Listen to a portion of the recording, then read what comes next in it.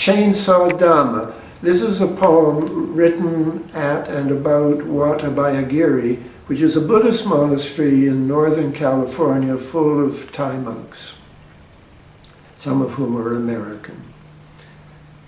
After the pre-dawn hour of chanting and meditation in the Dhamma hall on setting in motion the wheel of Dhamma, Lokataro yacha tadata dipanno, that which is beyond the conditioned world.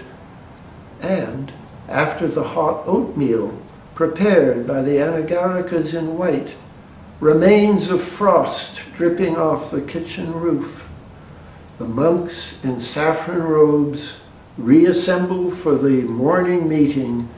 The chores monk assigns a team to cut away all the brushwood on the trail below a height of 13 feet, so that the NorCal cement truck can drive securely up to the unfinished Monk's Utilities building without scratching its paint.